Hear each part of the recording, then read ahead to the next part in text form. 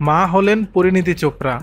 আলোর উৎসব দীপাবলি ঠিক আগেই রাজনীতিবিদ রাঘব চাড্ডা ও বলিউড অভিনেত্রী পরিণীতি চোপড়ার সংসারে এলো এক নতুন অতিথি। পুত্র সন্তানের বাবা মা হলেন এই তারকা দম্পতি। দিল্লির একটি বেসরকারি হাসপাতালে সন্তানের জন্ম দেন পরিণীতি। বর্তমানে মা ও নবজাতক দুজনেই সুস্থ আছেন বলে জানা গেছে। নতুন অতিথি আগমনের এই সুখবর ভক্তদের সঙ্গে নিজেই ভাগ করে নিয়েছেন উচ্ছ্বসিত রাঘব চাড্ডা। শনিবার সন্ধ্যা থেকেই পরিণীতিকে হাসপাতালে ভর্তি করার গুঞ্জন চলছিল। অবশেষে অপেক্ষার অবসান হলো। ইনস্টাগ্রামে একটি যৌথ বিবৃতির মাধ্যমে নিজেদের আনন্দ প্রকাশ করে রাঘব লেখেন, অবশেষে সে এসে গিয়েছে, আমাদের পুত্র সন্তান।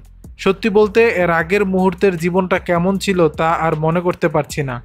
আমাদের হৃদয় এখন পরিপূর্ণ।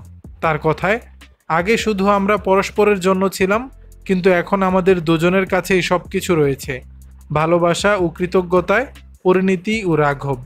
প্রসঙ্গত ২০২৩ সালের সেপ্টেম্বর মাসে রাজস্থানের উদয়পুরে জমকালো আয়োজনে বিয়ে করেন পরিণীতি চোপড়া ও আম আদমি পার্টির নেতা রাঘব চাড্ডা।